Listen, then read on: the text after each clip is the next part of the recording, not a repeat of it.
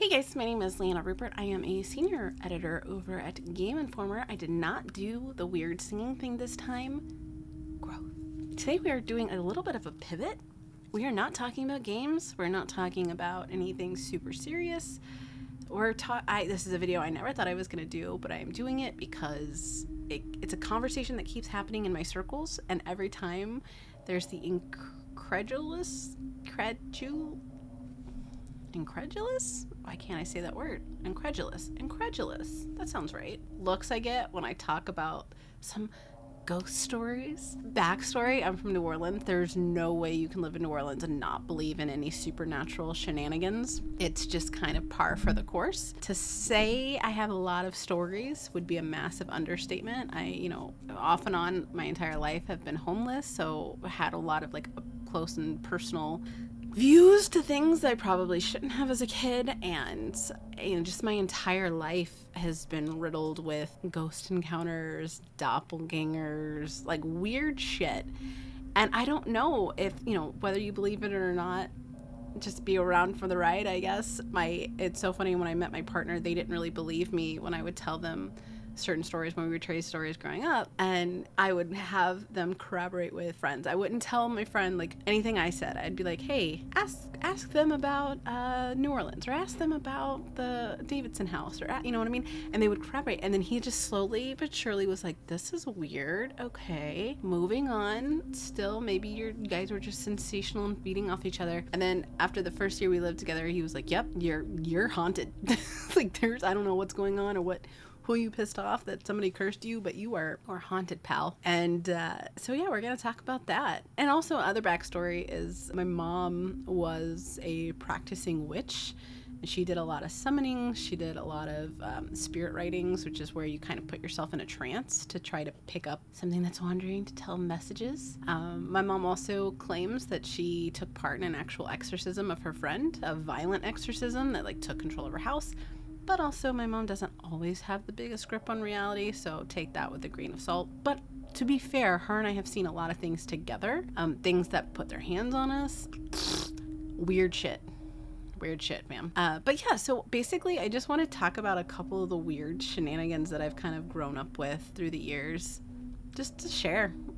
So if that interests you, like, go ahead and stay tuned, or make fun of me, or think I'm batshit crazy. That's fine too. But so there's a couple stories, but we're going to start off with a simple one. And let me just say that I swear to God that my friend Alicia growing up, I mean, this has been 20 years since I've been to her house, but her house was haunted. Like, it was an older house in Baton Rouge, but it was haunted. Like, it was. We had so many weird instances in that house. But the first time we ever experienced anything, we were together. So basically, it was an older house, and it was 2 stories, and the stairs were really narrow. It's really hard, if you were in any way had any kind of hindrance physically, there's just no way. And so I think this one kind of stood out the most because of just how out there it was. Okay, so you go into her room, and this was, like I said, 20 years ago. We lived in the same neighborhood, but it was a bigger neighborhood, so you would have to like walk to each other's houses. This was before social media and stuff, and if you wanted to call, be like, hey, is Alicia there? And no, she's not, call back later. Like, there was no texting or anything like that. And I remember I went over to her house, and you go up into her room, and she had a big bed in the middle of the room, and then not really much else other than a dresser and a TV. It was so you could walk around the bed if you wanted to. And I don't remember, because it's been, like I said, 20 years, but her mom was in a wheelchair for something. I don't know if she had surgery, if she was permanently in a wheelchair. I for some reason, I can't remember. There's a lot of blocks I have with that house. I don't know. That's something to talk about later. So basically, but the gist of it is there's no way her mom could have made it upstairs. Like, no way. It's virtually impossible. So I remember it was the weekend. We thought we were so grown up, being kids, don't have school tomorrow, so we're gonna stay up super late. And we were just talking, all the lights were on, just hanging out. We heard footsteps. We thought it might have been her brother or maybe her dad. The door opens, and her mom's just standing there, like staring at us blankly. And I remember we looked at each other, and then we just had like the same simultaneous moment of panic. Like, oh my God, are you okay? Like, what are you doing up? You can't be up here. Like, how? Oh my God. And like freaking out that she couldn't, like, how? And then she walked fine. And then she just calmly walked around the bed, didn't talk to us, wasn't responding to anything. I remember when she like made it into the room, it got really cold, and Alicia and I both just had this feeling of like, oh my God, something's really wrong. And then she just walked out and closed the door behind her like if nothing happened. So like as soon as she walks out, we snap out of whatever we're in and we go running after her in the second. I mean, it couldn't have been a second. There's no way she could have even made it to the stairs, let's go down them. But as soon as we open the door, she's gone. And so we were like...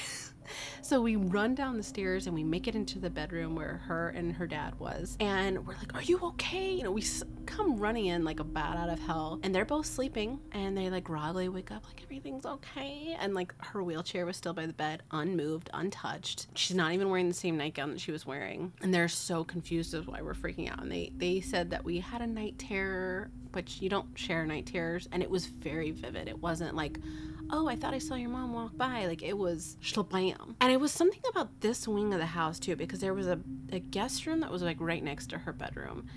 And I remember, I don't know why, but they were always very adamant of, like, nobody goes in that room. It's a guest room, but don't go in there. It looked pristine. It was a simple bed. I will never forget. It was a simple bed with the matching rug that was this weird, like, navy blue color, white curtains, big mirror, and then you go into the room and then there's a little connector, like how in hotels sometimes, where you'll have the mirrors, the sinks, and then you go into another door and that's where like the toilet and the bathtub is. And I remember one time we were playing like hide and go seek or something. Again, we're kids. And I remember I was hiding under the bed because I was like, oh, this is perfect. Nobody goes in here. And it was funny because she was literally in the next room.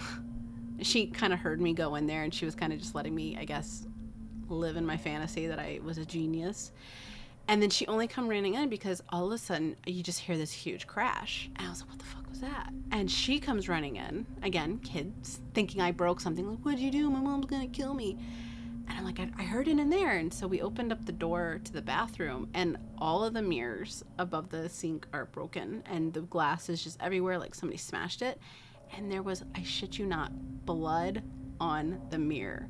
There's nobody in this house, y'all. Like, nobody. The brother was gone. I think at that time he was in college. Parents were gone. Nobody was there. Nobody. And so we immediately looked in the bathroom area, like see if somebody was like hiding, maybe somebody broke in. And they panicked when they heard me come in. I don't know. And so we opened up like the curtains and stuff to see if maybe somebody was in the bathtub. Nothing. Nada. There was nobody in that room, and there was no way that the glass would have broken. I mean, even if something like, let's say structural damage or the house was shifting, because that's a thing. I'm a homeowner. Like sometimes the house shifts and it makes creepy ass noises. Let's say that happened. Where's the blood coming from? Right? Weird, right? And it's interesting because what Alicia says, and this I can't verify because I wasn't with her, but Alicia said she snuck in there a couple times before because, she was cool and she wanted to like smoke a cigarette. Nobody went in that room, so nobody was gonna know. She said that she went in there once to smoke. Once. She like hid in the bathroom. And she said she swears up and down when she was in there one time she saw like a really decrepit looking woman in the mirror. And then the woman was just gone. So then, yeah, we never went into that room ever again after that. And it's kind of interesting to me too because her and I don't really know what happened. Oh, I do know what happened. I can't really talk about that. There's a reason. My mom and I had to basically flee Louisiana for safety reasons, and I lost contact with everybody. I don't know. Now that I think about that, that's kind of weird. I would just pack up and move and not say bye to anyone. That sounds like something to bring up to my therapist. Anyways, we just lost contact. We never, I think we reconnected on like MySpace or something years ago, but we never talked or anything like that. But we went through a lot of shit together. But it's interesting because the few times I've thought about her was always just because I had a dream about her. And it's always back in that house. And we're always like trying to escape something in that house. I don't know. Either my subconscious like just grabs onto that memory or there's something else going on. I don't know. I just know that what we saw was creepy as shit. That house had always bad vibes. I hated being in that house. I hated sleeping over. I would always try to get her to come over to my house, but my house wasn't the best place to be. And it's just weird. Okay, so my mom, I said, used to practice witchcraft. She says something happened where that made her stop and she burned all of her books, but I don't know what happened.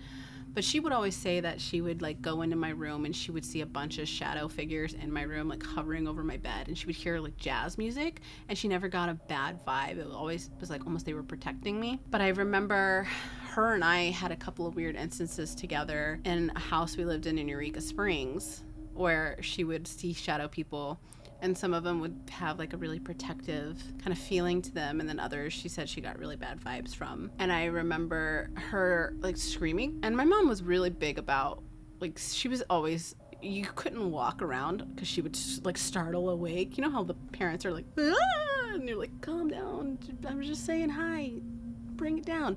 That was her. So I didn't really think anything of it, but I walked down there and I remember seeing like something like over her, and she like got up and like tackled it, and then when she put like the blanket over it of this like shadow, it formed like the form of a person. Like it didn't just, the blanket didn't just fall on the floor and that was it. Like it, when she put it over, you could see like the outline of head and shoulders, and then it like got up really fast and just ran through the wall outside. And we in Eureka, we lived in like bumfuck like nowhere. Like there was, you know, whatever. And but from her room, it was just big. It was a beautiful room. God, I love that house.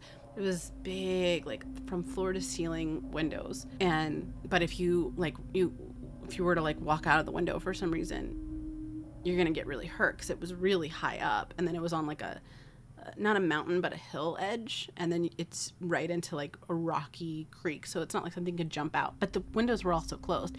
And I shit you not, it looked like it went, like it dropped the blanket and it just picked up and hauled ass right through the window. This was another weird house though. Now that I think about it, a couple of stories I want to talk about came in this house, and I remember like people wouldn't want to come over, like friends of mine wouldn't want to come over because they said they just got bad vibes from the house, which also could have been from my mom, because my mom is pretty abusive. But it was how it was, let me say was one more time, was. You go through the front door, there's stairs, flat landing, stairs, balcony, my room, connecting bathroom, and then we had a second room. And the second room was all like our gaming area, because my mom was a big gamer, and we had like the SNES and all of that. And I remember just so many instances in that house. That and my closet had this weird creepy like Toby closet. I don't know if you ever watched like Paranormal Activity, but like Toby the demon, we had a Toby closet like that, and then it opened up to a part of the attic, and nobody would go in that attic. Mom never went in that attic. I never went in that attic. I went once, and it scared the piss out of me. If we had electrical issues, electricians wouldn't go in that attic. Like it, when I say it radiated like a really bad energy, it was like, I think it would be enough to even make like skeptics be like, nah, I'm not touching that, no thank you. But one of the many stories I have in that house, and I still have nightmares to this day about this house, and it's always being trapped and not being able to leave. Something I really do believe, that if you think like demons or anything is real, I really think demons are real there. Because like my mom never was abusive until we moved to that house, but at the same time we left a lot of trauma, so that also changes people. You know, I'm trying to be realistic about certain things. But so one of the stories I have, so keep in mind, my room opens up into the balcony.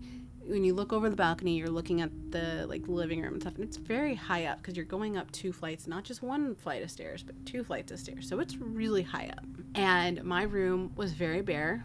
We weren't the richest people, and all it had was my bed pushed up against the wall, 2 windows, bookshelf facing, and then I had one of those little space heaters. And I remember all my lights were on, and I was reading like Teen Mag or something, like one of those like stupid little teenager 17 magazine or whatever. But I remember specifically because I was doing one of those dumb quizzes, so it wasn't like I misremembered something, and that detail's important later. That in your noggin. So I was reading, I was like propped up, so there was no way I was sleeping. I was propped up, I had all my lights on, I had the heater on. I think I even was like listening to like music, like jazz or something, because I love jazz music. I heard like just a noise, like something shifting. Like sometimes if you like move your shirt or something, there's like a noise, and I heard it from the corner of my room, and I couldn't really hear exactly what it was, but I remember thinking it wasn't consequential. Like I had a dog, maybe the dog was up. We also lived in the middle of the woods. Maybe it's a mouse or something. I don't know. I didn't really care. Nothing gave me the hint that anything was off. And then this is where you guys are going to really think I'm crazy. So buckle up, friends. I'm about to get started. I heard the sound again. And this time I kind of was like looking around, like, what was that? I was like, whatever. And then I put it back up. And then I hear it again. So this time I'm like, okay, what the fuck is going on? And I think now at this age, it's maybe 10 or 11, maybe. Anyways, I go to look, and then all of a sudden I feel something grab my ankle and it pulls me off the bed. Like, to the point when my mom and I ran back upstairs when everything settled down. I shit you not, my sheets, everything was clawed off the bed and all pulled at the bottom. Like, I was ripped off that bed. And I heard the heater fall over, which is dangerous because it was on and that was carpet, fire hazard. Didn't give a shit. It was this giant snake. Like, my anaconda don't want none unless you get bumped type thing, okay? It was like fucking huge. And it's smirking at me. And I'm like terrified. Like, this thing just grabbed me by my ankle and yanked me off the bed. Am I about to? It doesn't even faze me. Like, why would a huge snake be in your bedroom, Liana? And it doesn't have facial expression. So how can you tell it's smirking? And it starts smirking at me, and then it just laughs. And then it goes, "You're such a stupid bitch." That's all it said. And I got up like my ass was on fire. And it was fucking crazy because this is also back in the day where you didn't have, now you have like the lights that change colors. You could, I change colors all the time.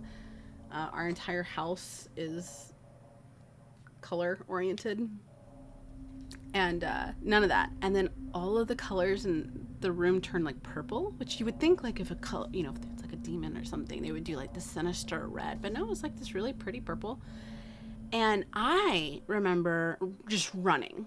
And my mom says that I tried to throw, like, she came out when she like looked up and saw me trying to throw myself off the balcony. And she was like, "Oh my God, you're really tiny. Don't do that.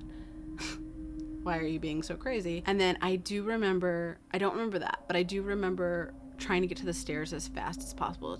That was my only goal, just get out from upstairs. And like I said, so it's the stairs, landing, stairs, and then there's windows. I was so terrified that I didn't even realize in my terror that the stairs pivot, and I tried to run through the window, and I wasn't able to do it because it's got the bars and stuff, like the metal bars, like the framework, but from top to bottom it was just cracks of where my body like hit it. And she was saying that I was yelling about wasps. There were wasps in my room. And I don't remember that at all. And I didn't see like wasp or anything. She calmed me down. I'm like shaking and crying and screaming. Like I lost my voice. I was screaming so bad. Everything settled down. She turned on all the lights for me. She was like, "Okay, let's go upstairs and see what's going on." Because she also kind of got weird vibes from upstairs too. But like was trying to be grown up about it. But she did like cleansings and stuff up there. And we went up there and we saw like the blankets and the sheets and everything were on the floor. But what was interesting is the magazine I was reading. And keep in mind, I remember very distinctly what I was reading because I was that stupid quiz. Well, when we looked at the pillow, it was a Bible, not a magazine. I don't own a Bible. I'm not religious. So that was weird. And then the heater was still knocked over. Like the evidence of something happening was there. Just no snake, nothing to prove it other than just the state of my bed, which I could easily just do that myself if I wanted to like stage something, but I didn't. I was a kid. I didn't, just chilling, hanging out. What was interesting though, is I've actually run into a couple times throughout my entire life, even when I was older, with animals talking, and it's always saying something like that. Like I remember she had a friend named Hank that lived in Oklahoma City, and we went to go visit her a couple of years later, and she had the sweetest dog, older dog that could barely walk, and I was sleeping on the pull-out couch, and again screamed, made my mom come out. But the dog like jumped up on the pull-out couch and smirked at me. Like it said I don't even remember what it said, but it was something along the lines like, "Wow, you really don't learn, do you?" And then it called me a stupid bitch again. And it was in the same voice as the snake. And I remember in that moment thinking that of like, "Oh my God, it's you." Like having that like moment of recognition and just being so fucking freaked out. I did have this one time where I remember, and I know Tiffany still watches this. So hi, Tiffany. How you doing, girl? This is that story. Get Autumn. But they would come stay over. It was myself and then Tessa and Autumn and Tiffany. And like we were like a core group. And this changed our friendship for a long time. Like I remember Autumn and I very much disconnected not long after this. And to the point where like our schools like sent us to school counselors. And by the way, like after the snake thing, my mom did have me tested for like schizophrenia or something, and I came back clean. Like this was not the theory that other people are going with, is that it was a night terror. Sure. Anyways, so at this point in times, so in the other room I was telling you about that has like our not Xbox, our like Super Nintendo and stuff, there's a daybed, and I don't know if you know what a daybed is, but a daybed like has like a pull-out bed underneath it, and then it's just a twin size, and then a twin size pulls out. So if you pull it out, you have a queen size bed now. Good for kids. But anytime anybody would come stay over, that's where we would sleep. And so it was me and Tiffany. No, I was by myself. Wait. Which one am I thinking of? Okay, no, I was by myself. I'm misremembering. Okay, so I was sleeping in that room though. I don't know why. I don't know why I would do that. Looking back, that's weird. Okay, anyways, so Tiffany stayed over the night before. That's what happened. Tiffany stayed over the night before. She left. Nothing weird happened. And I remember I was sleeping, and I was sleeping. So this could be a night terror, 100%. I was sleeping, and I remember having this weird dream, but I remember thinking it felt very realistic, where, so if you open up the windows, you could technically go out on the roof if you wanted to. I used to go out there all the time. And then you would have to drop down. It was dangerous to drop down, but you could drop down, and then you would go on the hillside that I was talking about earlier. But this time, on this side of the house, it was going up, not down. And in the dream, Tessa, my friend Tessa, and Tiffany was at the house in my dream. Tessa was like standing outside, and it was raining, and she was like, "Hey guys, come out here. Let's go hang out. Let's go, do some things. Whatever kids do. It's been a long time." And I remember Tiffany like grabbing my arm, like, "Don't open the window." And I was like, "Why?" She's standing on my roof. Like, we need to get her in and we could go do something. And she's like, "Don't open the window." Okay. I opened the window in my dream. This is a dream. And there's still the screen. So you're not, like, the window's not totally open, but there's still the screen. And she's like smiling, and nothing's weird, but she's like smiling, and she's like, "Yeah, let's go. Or do you want me to come inside? I can come inside too if you want me to." And really kind of like coercing us into trying to invite her inside or us to go out. Like, really did not want to have a conversation with the window separating us. Tiffany was like, "Please don't go out there. Don't invite her in. Don't let her in." And then eventually it got to the point where it started like raining and thundering and lightning really bad. And I was like, "Hey, Tess, you should probably go. My mom's gonna be really upset if she sees somebody else over here. Like, Tiffany's technically not supposed to be over here." And then she just started screaming at me. She was like, "Fuck you, let me in, da da da." Just night and day. So I wake up and I'm like, "Oh, whew, what a weird dream. Oh my God. Love that for me." I turn over, and laying on the floor beside the bed is Tiffany with her mouth sewn shut, and she's smiling, and I can hear her like gagging, like she has something in her throat. I'm awake at this point. Could it be a night terror? Absolutely. Here's where it gets weird. So I run, go get my mom. Mom's not there. I'm just sitting in the kitchen freaking out, hoping somebody comes home. It's late at night. I'm with my dog. What's interesting is the next day I go to school, and I was in middle school at this point, and Tiffany just looks like she's seen a ghost. Like, she is just like shook. And I was like, "Oh my God, I had the weirdest dream with you last night." And she's just like deathly pale, staring at me with big old eyes. And I was like, "Yeah." And I started telling her, and I was like, "And I woke up and I must have still been dreaming, but I saw you." And she was like, "No, I had the same dream." And then I didn't tell her about the Tessa part, but she was like, "Tessa was like at my window." And so like we had the same dream, but different houses. Like, I was in her house and vice versa. What scared us even more is Autumn comes up, and Autumn's like, "Guys, I had the craziest dream last night." This was like a fucking movie, y'all. Like, the way the cinematic timing was perfect in the most horrifying way possible. But when Autumn starts telling us her dream, we were in the gym, and it's just the standard gym. You've got the big like dome lights things at the tops, and we're sitting in the bleachers just talking to each other, and she's explaining her dream. We're freaking out, like our dream. And as Tessa walked up, the lights, two lights that are like directly above her, just go out, or just randomly go out, like make that loud noise and everything, and just go out. And we were just like, we're not talking to you. And we ran, and we were trying to tell our teachers because we were like really hysterical. Like, we're young too, so we didn't really have our shit together. So we were crying. And our teacher was like, okay, that's not possible. You guys are either watching scary movies and letting it get to you, or you're just egging each other on. And we had to talk to counselors and things like that. But I do remember that after that, Tiffany would never go to that house ever. Ever, ever, ever. And I don't really blame her because, like I said, the attic was weird. It was really creepy, and it really had just bad vibes. It was all, no matter how hot it was outside, it was always freezing, like to the point where I used to have to like shove like blankets and stuff in front of it to block out the crack between the floor and the door, to block out any air, because it was just, even though there was another door blocking it going into the closet, and I had a bunch of clothes in front of it, because again, that's my closet, it just always gushed out cold air no matter what. And that was always kind of creepy, because that's what you hear about ghosts, is that suddenly the temperature drops and everything gets spooky. And yeah, we moved, but there's a lot of stories there. Windows opening by themselves, doors opening by themselves, TVs turning on by themselves, hearing just noises, hearing talking. It was wild. It was really just a creepy house. It was a beautiful house. I do miss it, but it was weird. And I always, even still, I still have dreams where I'm like suddenly for some reason back at that house. And I remember in my dream always thinking like, oh, I shouldn't be here. I haven't lived here in a long time. This is weird. Oh, this must be a dream. And then immediately after, I always have that moment of like, shit, this is a dream. So it's going to be bad, because I've never had a good dream in that house.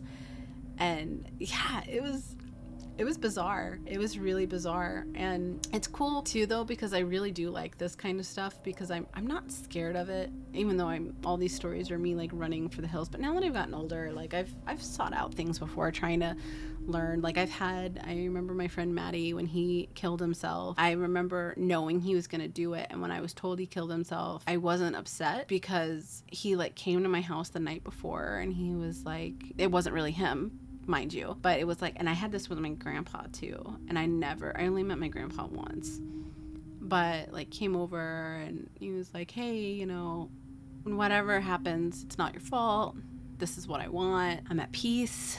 And I didn't know, I remember thinking like, this is off, maybe I'm dreaming, maybe I'm having hallucinations. And then the next day I found out that he killed himself, and he was already dead by the time that I said he was at my house. And I had that with my grandpa too. And I remember telling my mom, I was like, no, it's okay. He was ready to go. Like, he misses his wife, which is weird because he was married, but the woman he was married to was not my grandma. He was married before that. And his woman he was married to before that was the one that passed away. The woman he was married to at the time of his death was still very much alive. But I remember him coming to me and saying he was ready to be back with her. So his first wife, which, ooh, that's some drama shit. Like, if we really do go to like heaven or something, you're gonna have two wives up there, homie. you chose to go with the first one. I'm just saying, not here to judge. I've had like weird aspects where, ooh, you want to talk about a weird one? Okay. This one was a lot. There were a lot of witnesses to this one, including a bouncer. Okay, so when I lived in Rogers, Arkansas, we moved out there. We lived up there after like Katrina and everything. And there's a part, it's very beautiful up there. No hillbillies or anything. It was just northern Arkansas, so it was very big, like college towns and things like that. Where we lived, again, out in the boonies. Had some weird stories at that house too, which I just think it follows my mom, honestly, because it significantly went down after it. I permanently kind of cut her out of my life. And I had to leave and to go into town, you're going through like really windy roads. There's no lights because this is the mountains, and it's called Dead Man's Kirk because so many people, because there's some bars out there too, so a lot of drunk people, and so many people just go off the side and die. That's just what happens. And I had my own run-in, and I still can't explain it to this day. I have seen this figure a couple times since then, and every time something bad happens, every time. But I was at my ex-boyfriend's house at the time, or his apartment, and I remember for some reason his door was just slightly open leading outside to his apartment, which immediately goes outside. Like, there's no hallways or anything. There was just front face. It looked kind of like a hotel almost, the way that apartment complex was set up. I was like, why is your door open? He was like, I don't know. And then I looked through and I shit you not, there was like an 8-foot, it kind of looked like Venom a little bit from Marvel, if I had to explain, like big teeth, solid black, but it was like almost like it absorbed light. Like I could see the teeth fine, but I couldn't see make any details. I just saw the black. And immediately I saw it and I immediately jumped back and I was like, look, oh my God. And like he looks, and Randy says that he saw something for like a split second, but then it was gone. So he was very much a skeptic. So he was very much like, oh no, I think you're just tired. Which was interesting because I was not tired at that point. However, I don't remember going home, and I fell asleep, I guess, behind the wheel, which I've never done before. But what woke me up was, so there's that big dead man's curve where it's a literal, like, you're going down and then it's a very sharp turn, and if you go over the side, you're going off the side of a mountain. I woke up to just hearing, God, I will never forget it, like metal crunching, screeching, grinding, but I can't see anything. All I see are my headlights, like just bouncing. And that's when I was like, oh, I must, after I processed everything, I was like, I must have fell asleep behind the wheel. But I'm hearing I'm hearing the screeching and I'm seeing the lights, but I can't see anything. I see trees, I think. And then all of a sudden, I just like jerked, like it's a really like dramatic jerked back up. I have no control. I'm not even touching the steering wheel. I'm in like, when I say I'm in blind panic, I mean paralyzed, can't move. I pissed myself. Like, I have no shame in admitting that. Here's the thing. Anybody that knows me can tell you, I can't park for shit. So the fact that I was parked perfectly, going up a hill, into the bar parking lot, back around and parked perfectly is bizarre. But what was interesting is, so the guy, one of the bouncers at the bar at the time, saw me go off the road. So when he sees me park, he runs up to me and pulls me out of my car.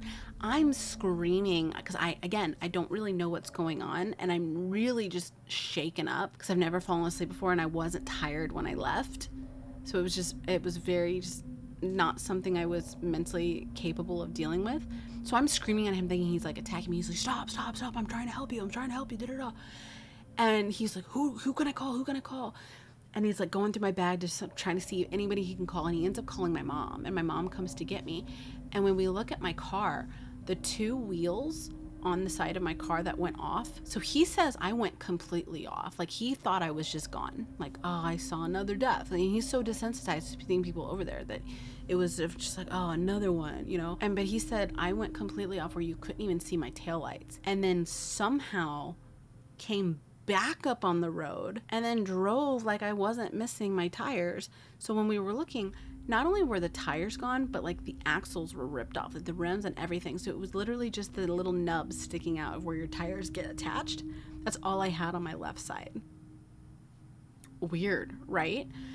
For a long time, for like a year, 2 years. Sorry, I have hiccups. Anytime I would drive on that road at night, I would see like a little orange dot that would just go like zip. It would be like doop, doop, doop. And then it would disappear where I went off the road. And I always like to think that that's like maybe like a guardian angel or something, just making sure I don't make the same mistake. But it was just weird. Like, I don't know, man. What is it in connection to the big black thing? Like the Venom looking thing? I don't know. But I will say that every time I've seen him, either a tornado hit. One time I had a shooting. Another time I saw my neighbor try to break into my apartment to kill me, which Chu can also tell you that story because we were together at that time. But he only like popped up in moments where like my life was in danger. Like almost like it was intuitive to that, whether it was causing it or it's just how maybe that's how my brain deals with stress, y'all. I don't know. Stress makes us do weird things. You never know. But it was really, yeah, it really freaked me out. And then the last story, I will say, because there's a lot, and this will be at like a 50-hour video. Actually, do I want to do 2 more?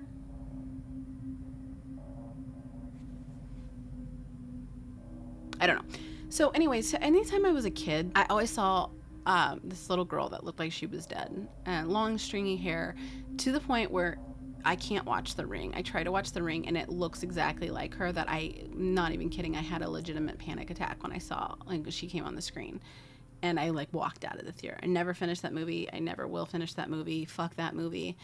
But I've seen her so many times, and I don't ever get a read off of her. Like, normally if you see like a spirit or something, you can kind of tell like there's an energy shift or a feeling shift, and whether that's imposed by your own panic or how you perceive something, that's a different conversation.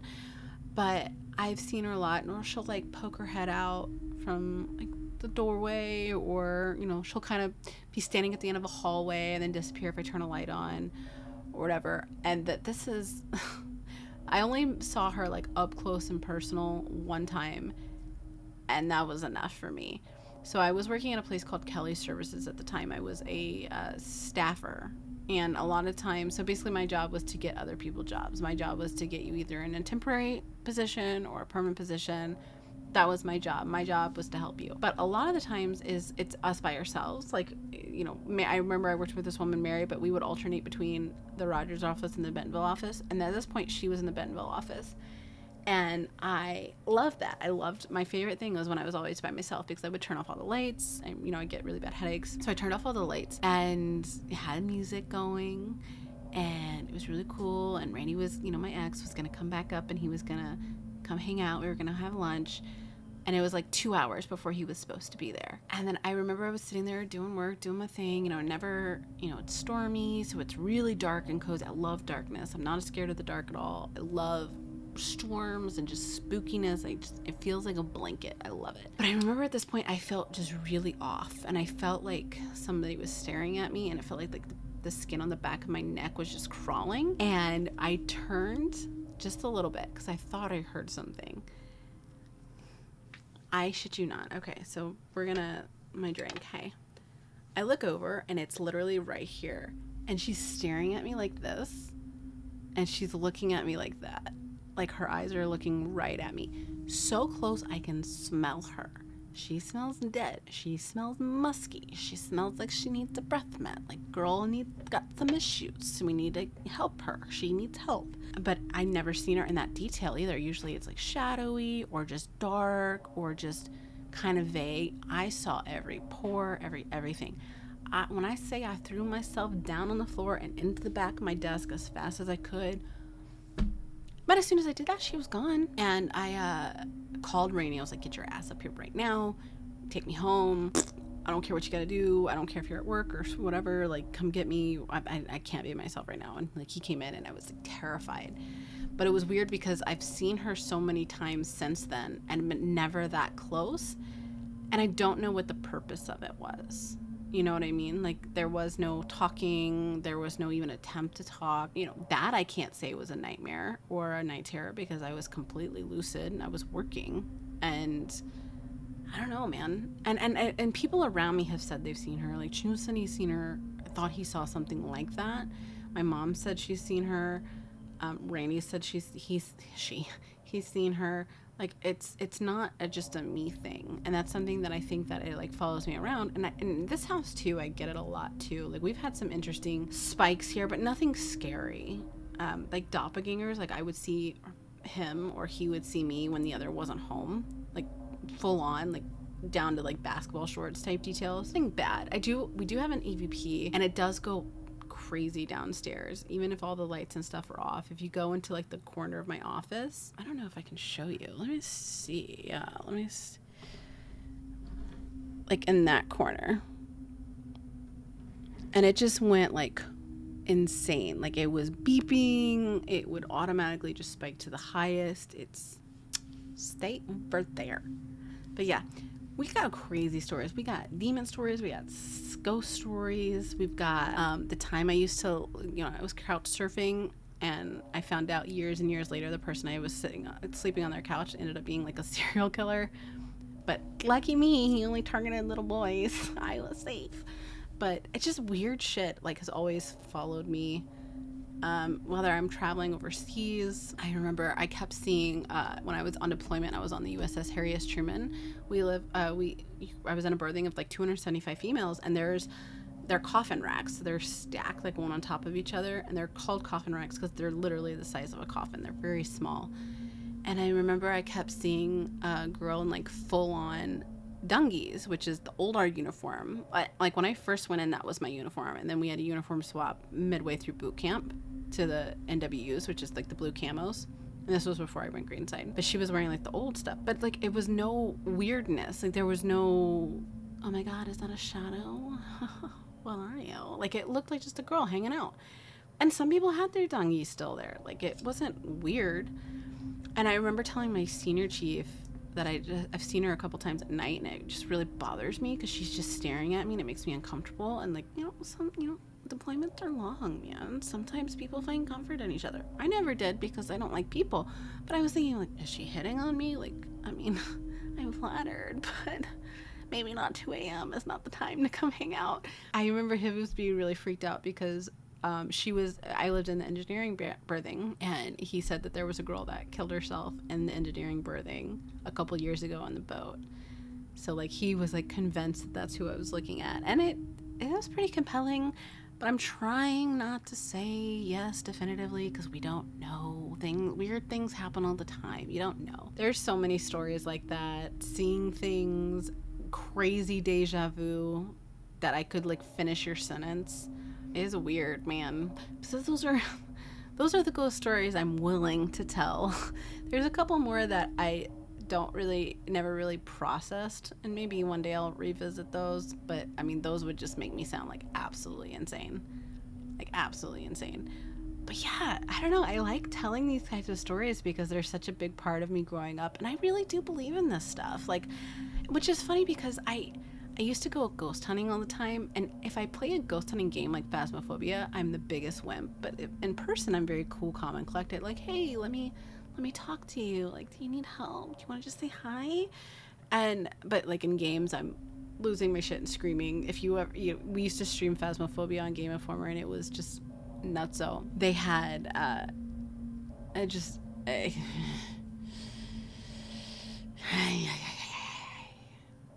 I don't know, but those are my stories.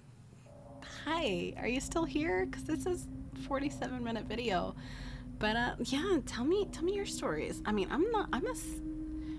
when I did ghost hunting and stuff, I would be the first to try to debunk whatever I thought I was seeing. Like if I would hear something, I would try to replicate it. If I saw something outside, I would immediately run outside and do like a thorough sweep to see if I could find something. So I'm not a skeptic by any stretch. I definitely believe, but I'm also not a blind believer either, because there are a lot of times, like my brother-in-law bought his grandparents' old house. They both passed away, and we all have those security cams. Like for me, I have to, because I've had to run ins with like crazy people that know where I live, and he saw like a video, and it very much looks like a person is walking in front of the night cam video, and it would have been very easy to simply believe that was one of his grandparents. But then we looked at it, and it was very obvious it was like a spider web that just happened to catch the light right way, make it look like a person. I always try to look at stuff like that first, but there's just too much shit that just doesn't add up that I just can't explain away. And I love that. As much as it terrifies me and as much as it scared me in the past, I don't know, it's comforting. I mean, I guess not, because if you're a ghost, are you just wandering around? Are you conscious of you just wandering around? Because I don't want to be here even when I'm alive, much less roaming around for all eternity. So I don't know. But there's something about just the comfort that there's some kind of evidence that there is more to the world than what we just see at face value. And I don't know, I find comfort in that. I love learning new things. I love discovering new things. And so to have any kind of encounter with something that is other, I don't know, it's appealing to me. I want to learn more. Yeah, it's cool. So thank you for bearing with me this whole time. This is easily my longest video to date. I eat this shit up. So please, if you have any cool stories or weird encounters, drop those in the comments. I want to hear them. I want to see them. I want to read them. I want to commiserate with you. Let's get fucking weird, fam. So thank you guys so much for tuning in. As always, feel free to like and subscribe.